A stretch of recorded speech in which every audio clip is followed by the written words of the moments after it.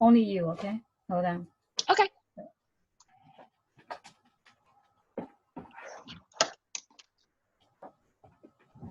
That's really nice. Are you in the office? Can you hear me? Yeah. No, I'm at my parents' house. We're packing because we're getting ready to go on vacation tomorrow. So I've been running errands all day. So I'm in my mom's bedroom. Okay. That was really neat. Okay, give me a second. I just need to set it up.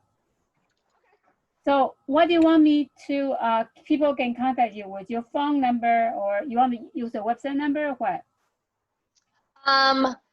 They can use the, yeah, they can just have the website because the website has the number and the email address and everything on it. Mm-hmm. So if they want to call or email, whichever is easier for them, they can choose when they go to the website. Okay. So you want me to put any website information? Okay, let me. Yeah, that would be great. I think that would be the easiest for people. Right. And do you think about the topic yet? What's your topic today?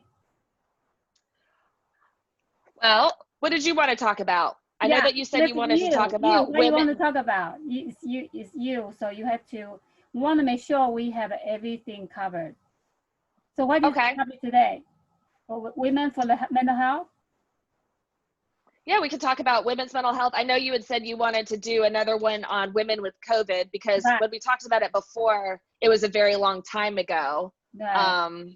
Let's just put that women health in general. That's okay. We can just here, there, come together. That's okay. That's okay. Yeah. And then I'll put your phone number, then I'll put your website, or should I put email better? So people can email you. Website or email is fine.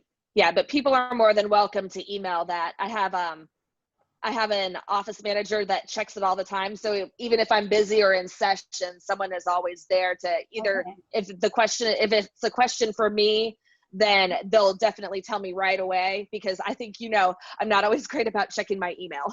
Right, okay. Okay, I put your website and then once you're ready, we'll go live, okay? We're gonna hold on to. Okay, let's see how that, we'll be live. Okay, you ready? Okay. You're listening to Oboe on host Toughrose. Today we have invited Amy Hosford from the Hosford Lifestyle. Hello, Amy. Tell us about your organization or your company. Hey there. Well, my company is a mental health company.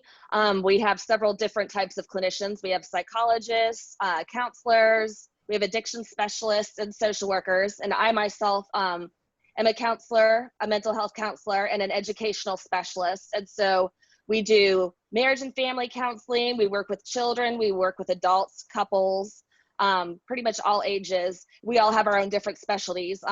I myself do a lot of counseling, and I also do psychological and educational testing and corporate consulting and EAP. Mm-hmm. So I do a little bit of everything. Okay, great. So, so tell us about what do you think about the women's health, mental health today? What do you think in general? Well, you see majority of them in general. Yeah. What do you think about they're facing right now? Well, it's obviously has been a very interesting couple of months in mental health, and I think everyone's had some interesting months. There's been a lot of anxiety, which we already knew was going to happen. I think it's, as time has progressed, some people say that they really like being isolated. They're working from home, everything's going okay, but that's very few people. Most people, we've seen a rise in substance abuse, a rise in stress. A big issue that I have, and a lot of my clients agree, is we don't know what's going to happen. I don't do well with the unknown. And so you could give me bad news, and I prefer that over something being up in the air. So we're really unsure of how things are in the state, when isolation is going to end. Even with school this week, everyone's stressed out about school because they don't know what they're doing for school. And, so it's just been a very difficult time for pretty much everybody, Mm-hmm. Yeah. So how have you been doing right yourself? What is your most suggestion? for those Well, time right now?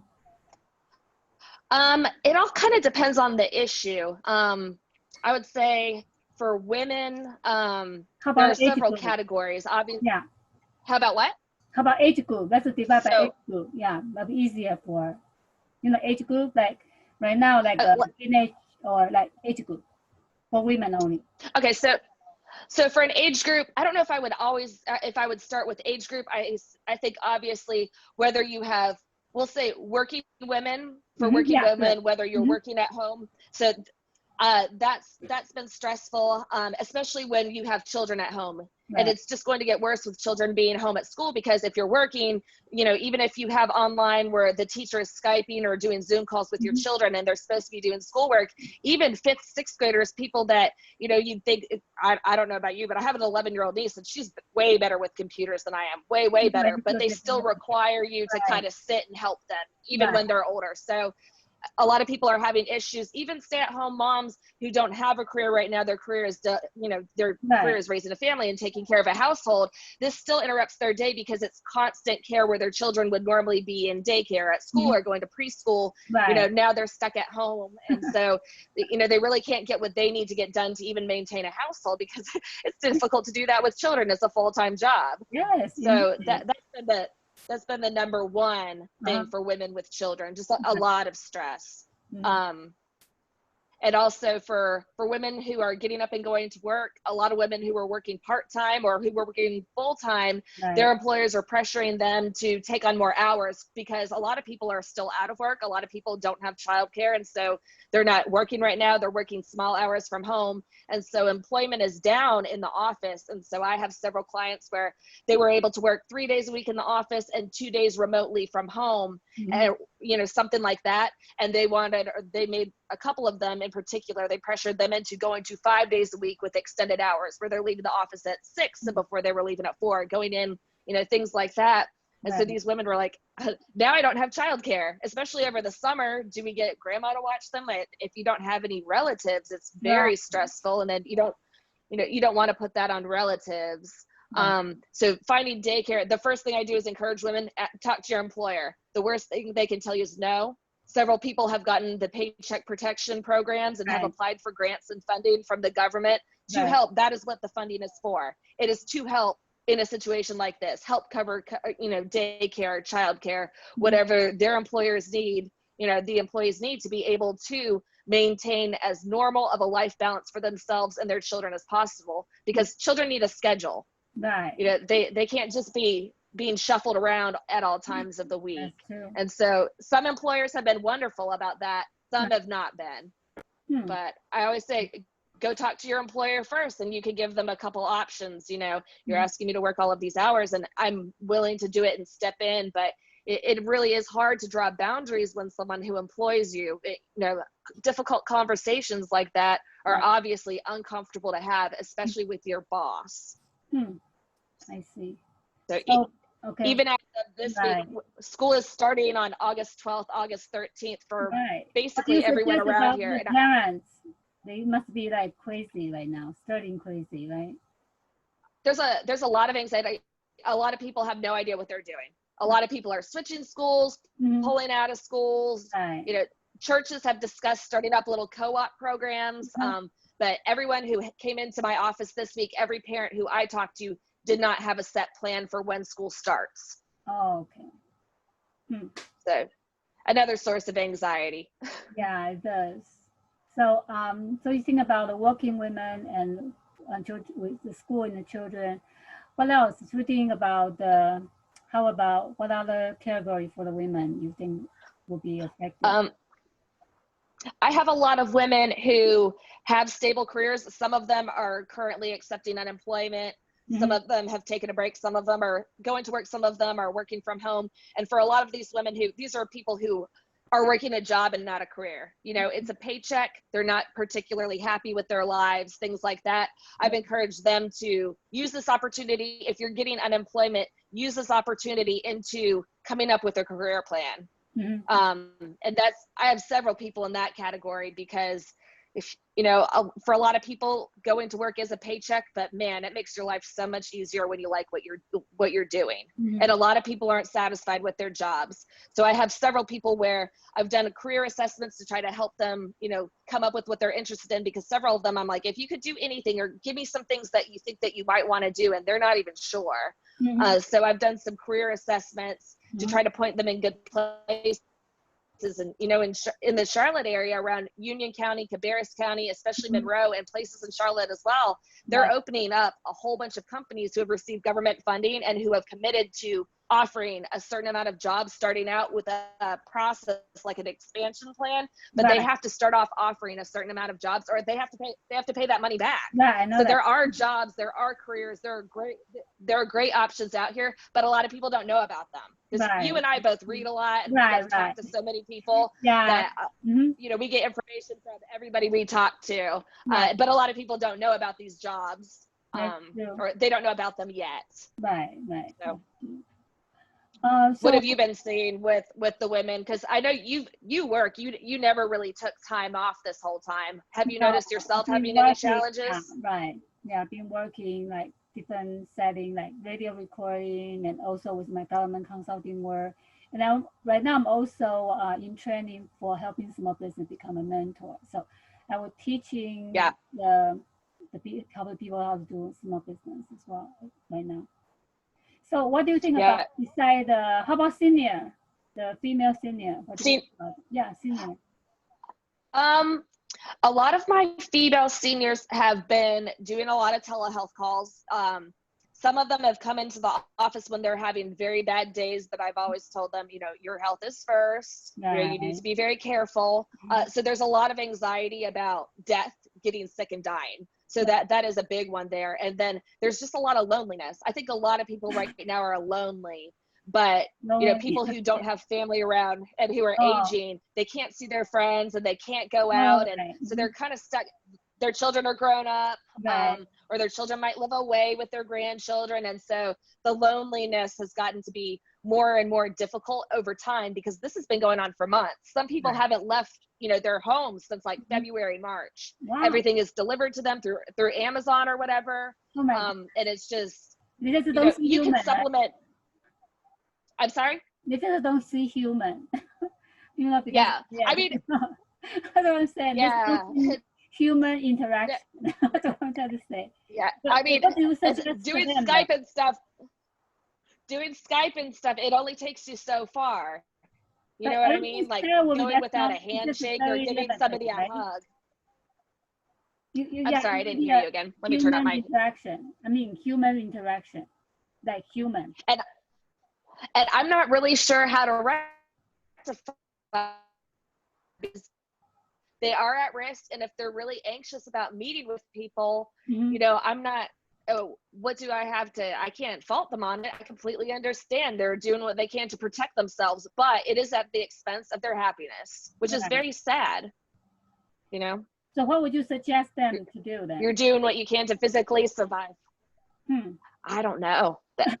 That's a tough one. Are you? I don't know. That's a really tough one. You know?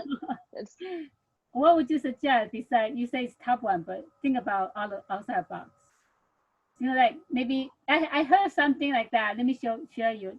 They say they have someone go to their front door, just like a window, use like a window kind of like interaction with the glass.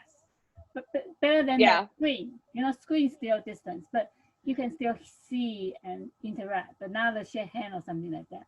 What do you think about interaction like that? You know, your glass. I mean, it sounds kind of silly, but I think it's better than nothing. You know, it's better than nothing. Okay. We've been doing church in my parents' living room, and we have some elderly people come for church because my dad, my mom.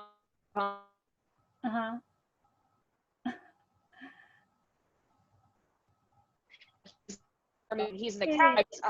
As soon as he works for Young in DC, and as soon as we're like, hey, you could work for. What'd you say? I said you're frozen. I didn't hear you. What did you say? No, it's better now. Yeah, it's fine now. I'm frozen. No, you're Okay. frozen. Your screen frozen. Oh man. Well, it's the time of night people are getting home and turning on their TVs. So it might be a little bit slower in the neighborhood right now. Okay. You know, the dish is probably a lot of people are they're streaming their Netflix or whatever. Okay. So what do you think about yes. how about you think about the women already have mental issue, how they cope with right now, because they already have an issue now, they add into it. What do you think? Well, another thing I meant to say when we were talking about seniors is I've gotten some of my senior people, I have 2 little dogs, and I usually have them in the office with me all the time, and some of them met my dogs and really like them. They're just calm, really cute little guys. So one of them actually did get a service dog. She's just a really cute little Yorkie. She has a lot of physical health issues. She's very easy to take care of, and they're very social creatures, you know, so that's really helped her depression. You know, her children, one of her children is deceased and the other lives in Las Vegas. So this has really helped her. You know, just a day-to-day having something to take care of, because as women, we're natural caretakers. Even if you're a senior citizen, at one point you were a mom or taking care of somebody. Women by nature are caretakers, and so being able to take care of something and have something love you and take care of you back can be very rewarding also. Okay. Yeah, I think that you mean like adopt another pet? You know, like a pet or something like that. Because really mine take care of me just as much as I take care of them. They know if I'm upset, they know if I'm mad, like, you know, they do. They're very smart. They understand more English than we think. And you know, for me, it works. Yeah. I just don't know how do they understand us.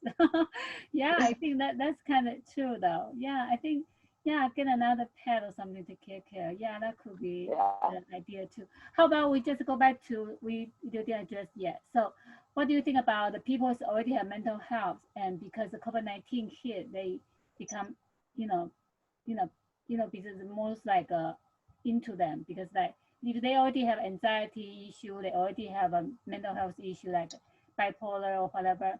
What do you think about into the COVID-19? What should they do? You know? Well, the big thing is that this is a very stressful situation, and not to minimize it. You know, these feelings are valid. Feeling depressed, feeling anxious, feeling alone. These people aren't feeling them because they're crazy.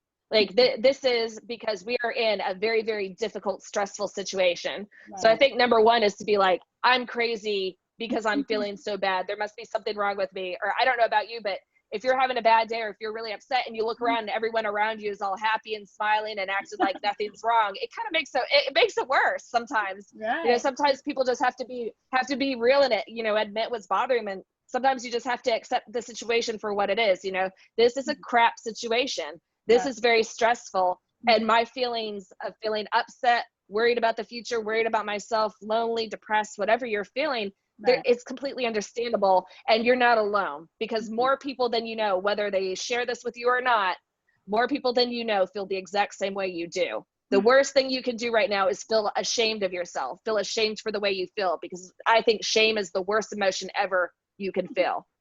I never thought about that. So how do they feel about shame emotion? Because other people is happy, they are not. What do you think about that? I'm sorry? I said, you say shame, they feel shame. Why is that? Why do they feel that way? Well, shame, a lot of people associate, or they think shame is the same thing as guilt. To me, guilt means you feel bad. To me, guilt means you feel bad about something you have done. Guilt is appropriate. Guilt means, you know, I made a mistake. I hurt someone. I broke the law. I did whatever. So you feel guilty about an action. Shame is when you're using it to describe yourself, who you are as a person. You know, I feel this way because I'm a bad person. I feel this way because I'm weak. I feel this way because I'm stupid. This happened because of this. It's when you're attributing it to yourself. And especially, I don't know if there's ever been something that you felt you could never say out loud. That is the worst ever, because shame, when you feel so bad about something, you can't even say it out loud to your best friend, out loud to your mom, out loud to anybody at all. Can't say it out loud to your priest or your pastor, whoever. That's the worst ever, because that just, it's kind of it feeds the fire, if you will. So if you can just find one person and manage to say it out loud, the best thing for when you feel ashamed or feel that hurt is to say it out loud to someone, and for someone to hear you and understand you and say, you know what, I've been there before too. Or, hey, I know exactly what you mean. I know exactly. And that helps so, so much. Just find someone you can talk to, find someone you trust. It could be anyone who's trustworthy, who's going to validate you and talk about what's bothering you. You know, I think that makes a world of a difference over bottling it up all inside, because you can only take so much. You can only, you know, it only stays buried for so long. It's going to come out. The question is how it's going to come out, when it's going to come out, and how bad the damage is going to be to yourself or to others. I see. How about last time we talked about the domestic violence. You mentioned about that was the part of the issue too for COVID-19. Yeah, it's been really scary. There are a lot of places who, like, around the country, I don't know of any here, but I have 24/7 calling service. So I get crisis calls immediately, and I have crisis responders if it would be necessary. But the scary thing about domestic violence, about child abuse, is that before, when you were being abused, you could have feasibly gotten a break. You know, kids who are abused or malnourished or kind of neglected or whatever, they could go to school and get away from it. And it also puts the guardians of the counselors, the teachers, carpool, the bus driver, all of the social interactions, places that could protect people. People could escape and go places. Now we're finding a lot of shelters are closed, schools are closed. And so a lot of people are stuck at home with their abusers, which is terrifying. Right.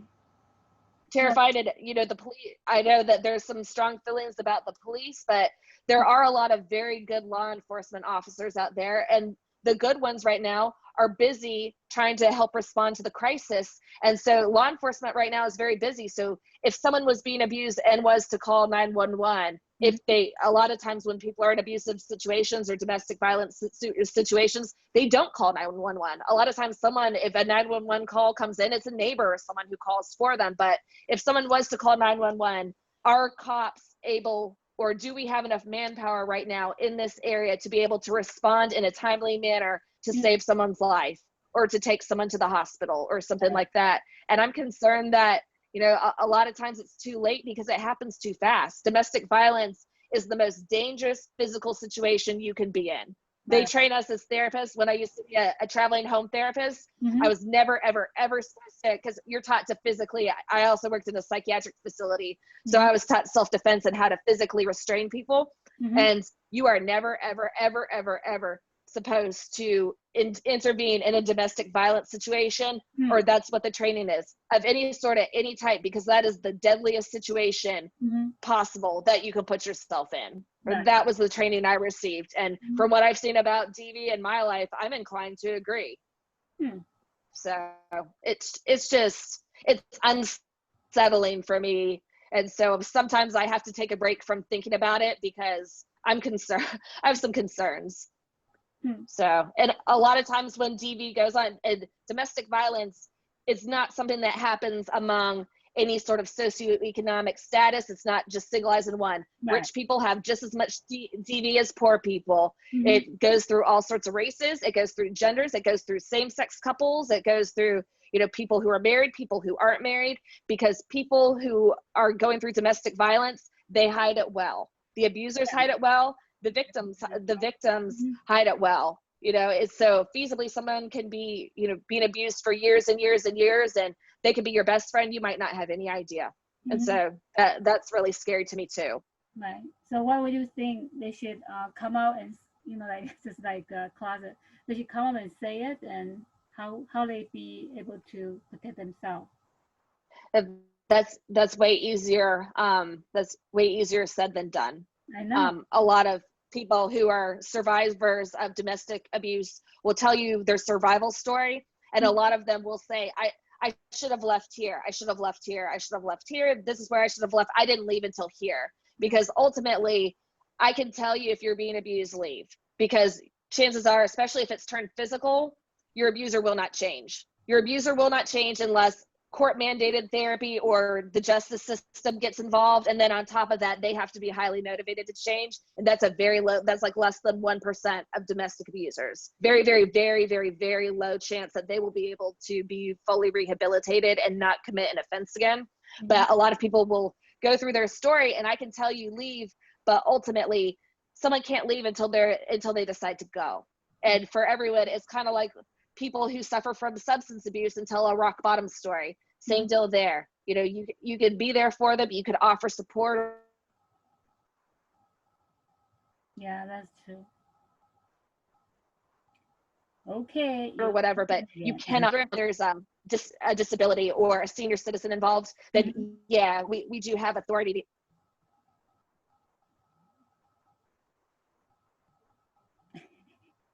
Amy, you frozen again.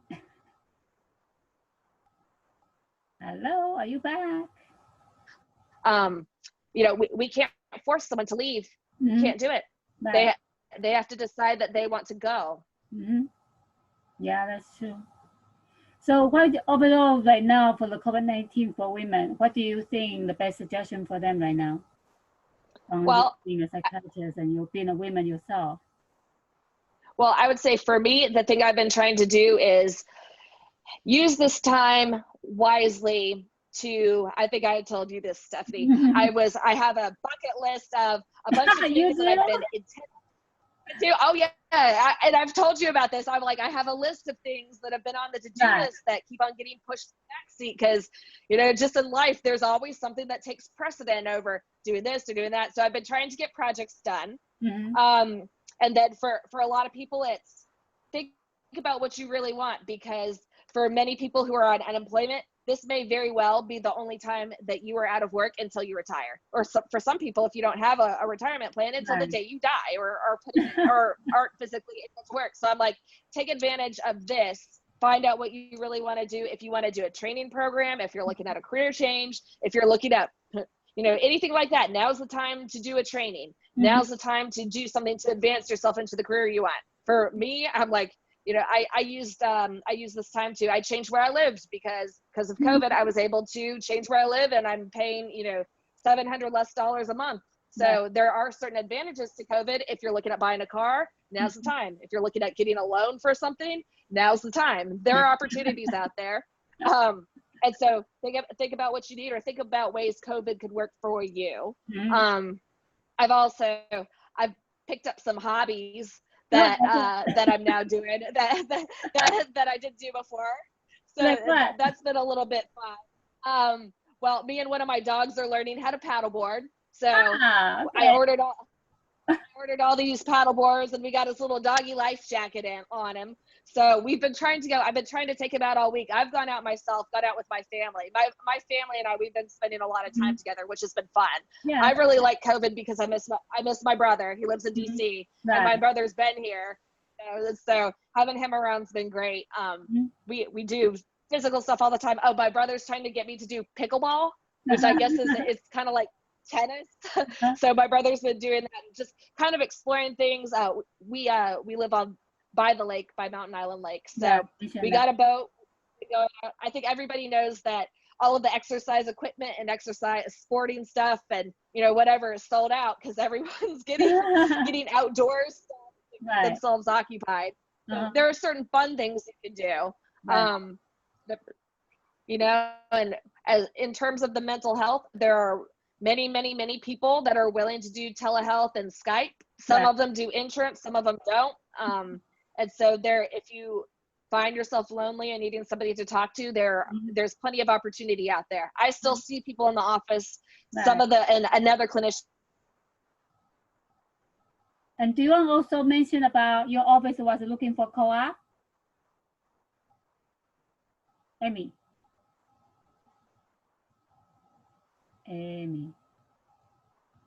are you back? We have technical difficulty. We're waiting for Amy to come back. In the meantime, we just want to give you update. You can reach us. Oboe Radio is 646-938-8904, 646-938-8904, or you can text us 980-680-6293, 980-6280-6293, or email us at Oboe, O-B-O-E, galaxymanagement@gmail.com. Thank you so much. Look forward to see you next time. This is WDRBmedia, the voice of the community, and it's Oboe Gas Radio. We are women-owned.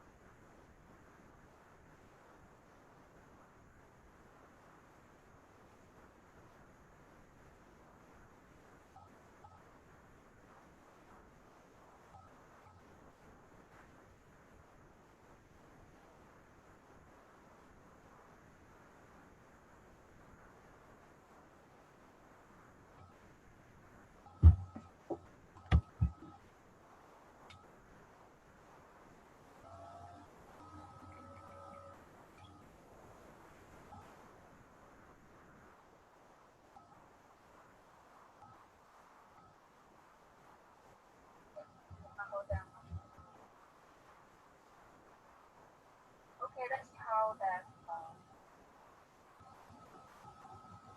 will be live. Okay, ready? Okay. You're listening to podcast on Toughrose. Today we have invited Amy Hosford from the Hosford Lifestyle.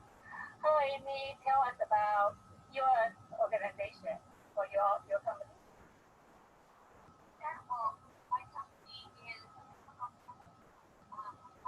different types of clinicians. We have psychologists, counselors, we have addiction specialists, and social workers. And I myself am a counselor, a mental health counselor, and an educational specialist. And so we do marriage and family counseling. We work with children. We work with adults, couples, pretty much all ages.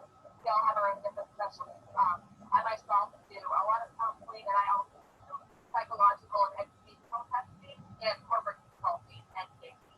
So I do a little bit of everything. Okay, great. So tell us about what do you think about the women's health, mental health today? What do you think in general? Do they?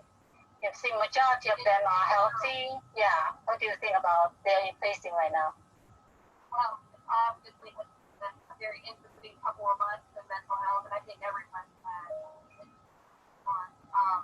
there's been a lot of anxiety, which we already knew was going to happen. I think that as time has progressed, some people say that they really like being isolated. They're working from home, everything's going okay, but that's very people.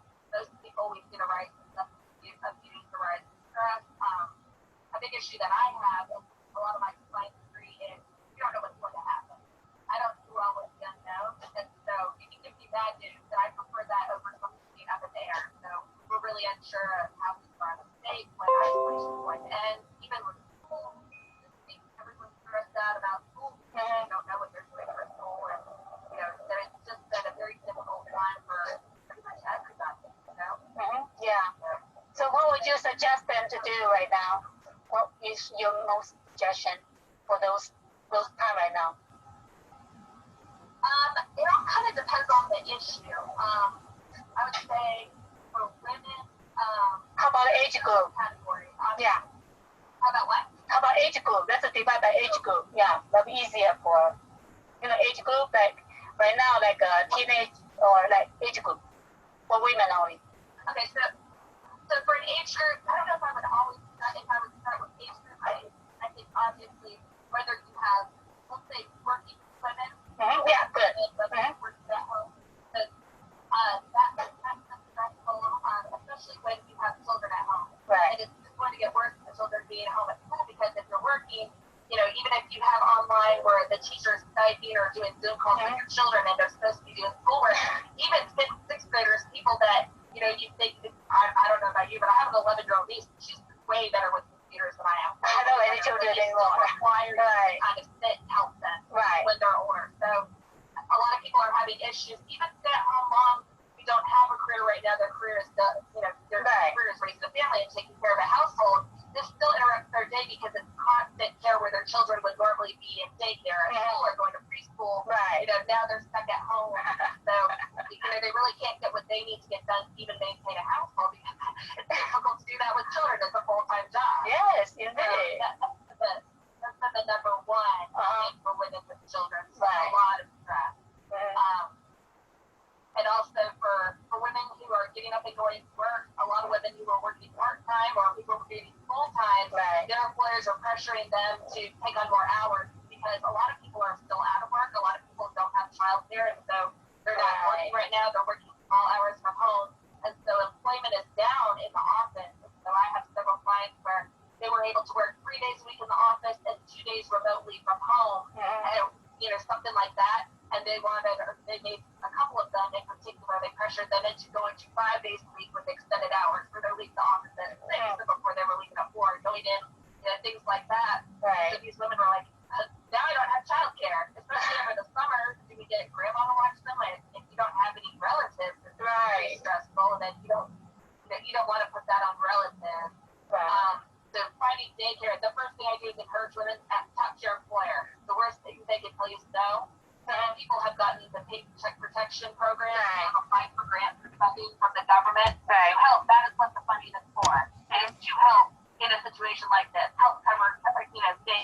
childcare, whatever their employers need, the employees need to be able to maintain as